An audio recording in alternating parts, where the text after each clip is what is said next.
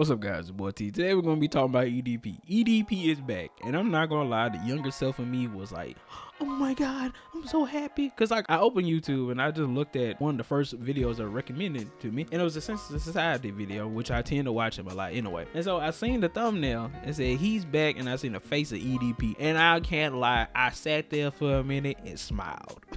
Because that old self that loved his videos before we found out, before the pedophilia arc, right? Before his anime arc of being a pedophile, like before we found that out, that old self of me just liking to see his videos every so often, just hear him ramble and talk about random things, came back and just wanted to see that. But a part of me knew, of course, this dude cannot come back. I even sent it to my friend, he said the same thing. But when we were watching the videos, when I was watching the video, I was laughing and smiling, because I was just reminiscing about them old moments just watching EDP, him just saying random things or talking about some girl did him wrong, or it just be so funny. It just reminded me of all those moments. Now he got a channel called Big Cheese.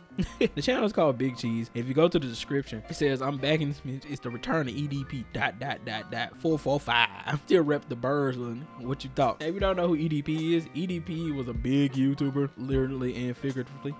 He was a big YouTuber, and his claim to fame was being such a big Eagles fan. He was a real big Eagles fan, which got him on Tosh.0, which was a pretty big accomplishment at the time, especially when YouTube was like still in its infant stages. Like this was like when stuff on the internet really wasn't popping like that, and this is when TV was ruling the airways. Mostly people were watching TV instead of watching YouTube videos. One of the reasons that people fell in love with EDP because of how raunchy and how authentic and real he was. He was just that type of person. He was real about his feelings. He talked about what he wanted to talk about. He said what he wanted to say. He never censored himself. He just said what he wanted to say. If it hurt your feelings, oh well. That's what people like. Just like somebody being real. And he was really passionate about his sports. Also, you might know he flooded a Chipotle a couple times, or just dropping poops and everything. And if you don't know, when he was caught on that pedophile string, he sent a poop pic to a minor. Not a real minor, but a minor, which was wow, because we never heard somebody sending poop pics to somebody they find attractive or somebody that they are trying to molest. That is a child. But as you know, the legendary meme Cupcake, he just came there for a cupcake. That's what he wanted. And also after that happened, he tried to make him come back to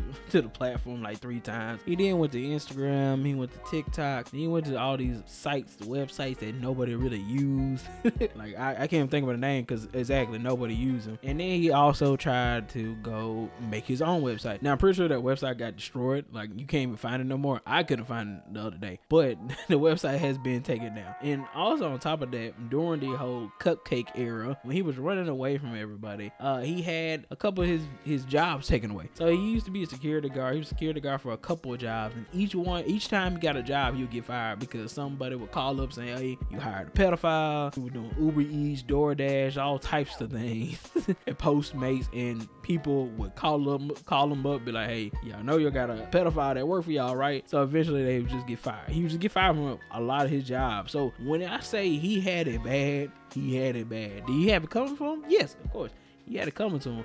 But he had it bad compared to a lot of other people. So yeah, with that being said, he uploaded about 3 videos on the channel. One is just like an introduction saying, here we go. The other video is called These Bras Be on Some Wild Shit. And then the third one, my bad, OnlyFans models will scam you. Which everybody know OnlyFans models scam you. And a quick synopsis about the third video, the OnlyFans models will scam you. Everybody knows it. Subscribe to an OnlyFans model and say, oh yeah, the subscription is free. And then you subscribe to them, and then they get in your DMs like, hey, you can buy this video for $20, $30, $40. Everybody know OnlyFans is a scam. If you don't just go on Google Images or Yahoo Images and just look at the stuff yourself, go on Reddit, go on X, Twitter, my bad, you will find better content. I promise you. Okay, so stop subscribing to these OnlyFans models. And then with the second one, which I find funny, which I found each video funny, like I said, I found both of them funny because they just were funny stuff at the end of the day. But the second one was funny because he tries to call out people who want to keep him accountable for his actions that he did all the years back, which is funny to me because you're talking about somebody else need to keep accountability, but you have not even kept accountability.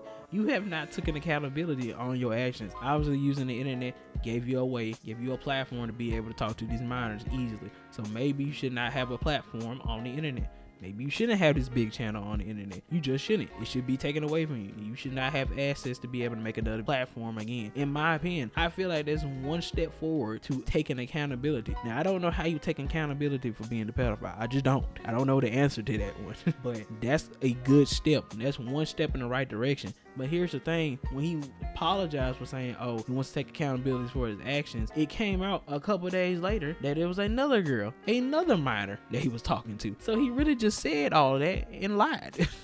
So, you know, whatever. Man, I swear to God, bro. You gotta love these motherfucking broads.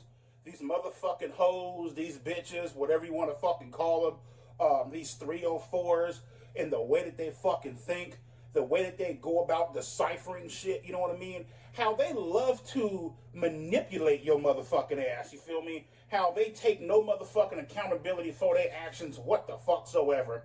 And for all you little punk ass motherfuckers who are going to leave little smart ass fucking comments up in the comment section for me saying, you know, taking accountability for your actions, you know who the fuck you are.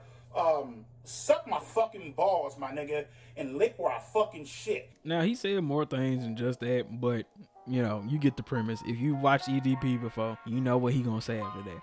Now, look, obviously you have not taken accountability. That tells me you haven't learned nothing. Or you just acting like you haven't learned nothing. Because if you did learn something, you would just be making fun of that. You would not be saying that. You would not have even came back to the internet at all. So obviously, you don't care at this point. I mean, why would you care at this point anyway? Because, I mean, you lost everything. You have nothing else to lose. What else could you lose? Now, you notice he's in his closet. I'm pretty sure he just don't want people knowing where he live before they call him up or call up his landlord talking about, hey, you got to get this pedophile out your premises or something like that. I'm pretty sure that's what it is. But yeah, I just want to look at this because it sent me down memory lane. Even though that part of me that want him back and want him to come back to YouTube, I know he shouldn't. I know he can't. I don't want him to come back, but it was nice to hear from him again. It's funny because if I'm not mistaken, I thought he had kidney cancer. I thought he was going to die pretty soon, but I guess he's not. Anyways, me and Boy T, I just want to look at this. And yeah, hope you have a good day. Bye.